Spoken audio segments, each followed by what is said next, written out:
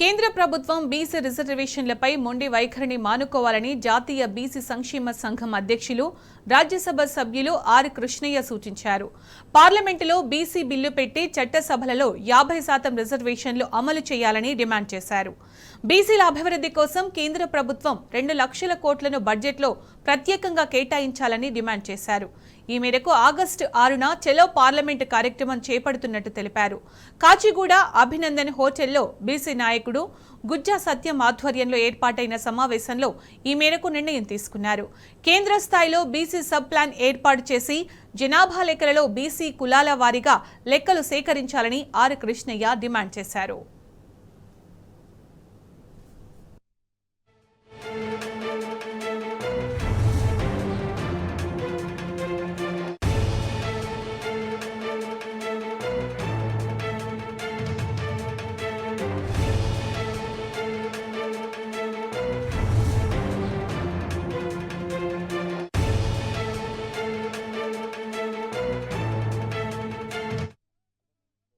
Bill పెట్టి చట్టసభల్లో బీసీలకు 50% రిజర్వేషన్లు పెట్టాలని, కేంద్రంలో బీసీలకు ప్రత్యేక మంత్రిత్వ శాఖ ఏర్పాటు చేయాలని, లోకల్ బాడీ పంచాయతీరాజ్ మున్సిపాలిటీలో జనాభా లెక్కలు తీసి జనాభా లెక్కల ప్రకారం రిజర్వేషన్లు 20% ఉన్నాయి. ఇప్పుడు 20% నుంచి జనాభా ప్రకారం కాంగ్రెస్ పార్టీ ఎన్నికల మేనిఫెస్టోలో పేర్కొన్నట్టు 42% కానీ జనాభా ప్రకారం కానీ పెంచాలని, జాతీయ స్థాయిలో బీసీ విద్యార్థులకు స్కాలర్షిప్లు, ఫీజు రియంబర్స్మెంటు, గురుకుల పాఠశాలలు పెట్టాలని డిమాండ్ చేస్తూ ప్రతి బీసీ కుటుంబానికి వీళ్ళందరూ కోట్ల రూపాయలు తీసుకొని ముంచేస్తున్నారు బ్యాంకులలో.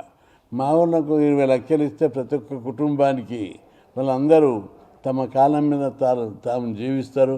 అందుకే నేషనల్ బీసీ కార్పొరేషన్ ద్వారా ప్రతి బీసీ కుటుంబానికి ఉపాధి పథకాలకు 20 లక్షల రూపాయలు మంజూరు చేయాలని, ఇంకా అనేక తదితర డిమాండ్లతోటి ప్రైవేట్ రంగంలో ఎస్సీ ఎస్టీ బీసీలకు రిజర్వేషన్లు పెట్టాలని, హైకోర్టు సుప్రీంకోర్టు జడ్జిల నియామకాల లోపల జనాభా ప్రకారం బీసీ ఎస్సీ ఎస్టీలకు రిజర్వేషన్లు పెట్టాలని తదితర డిమాండ్లతోటి చలో ఢిల్లీ ప్రోగ్రాం, చలో పార్లమెంట్ ప్రోగ్రాం ఆగస్టు 6న పెట్టాం. ఆగస్టు 6న పార్లమెంట్ వద్ద ధర్నా ముట్టడి, 7న కాన్స్టిట్యూషన్ క్లబ్ లోపల ఆల్ పార్టీ మీటింగ్ లీడర్లు నిలిచి కేంద్ర ప్రభుత్వం మీద ఒత్తిడి తీసుకురావాలని ఆలోచిస్తాం.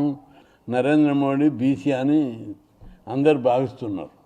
కాబట్టి ఇప్పుడు నరేంద్ర మోడీ బీసీ అయి ఉండి కూడా బీసీలకు లేకపోతే ఎట్లా అని చెప్పి ప్రశ్నిస్తున్నాను.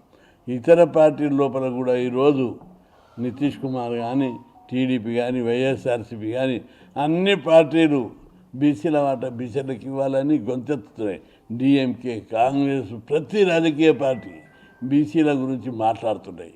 ఈ సమయంలో కూడా గతం లోపల మోడీ ఏమన్నాడు, అన్ని ఏకాభిప్రాయం రావాలి, అవి రావాలి, ఇవి రావాలి అన్నాడు. ఈరోజు ఏకాభిప్రాయం ఉంది, సపోర్ట్ కూడా ఉంది. ఏకాభిప్రాయమే కాదు, మేమందరం సపోర్ట్ చేస్తామంటున్నారు. మన మహిళా బిల్లు పెట్టిన బీసీ మహిళలకు సపోర్ట్ పెట్టలేదు.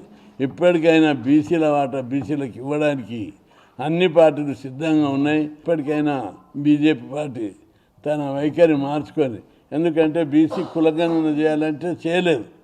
నేను సుప్రీంకోర్టులో మేమందరం బీసీ సంఘాల నుంచి మేము కేసు వేసినాం.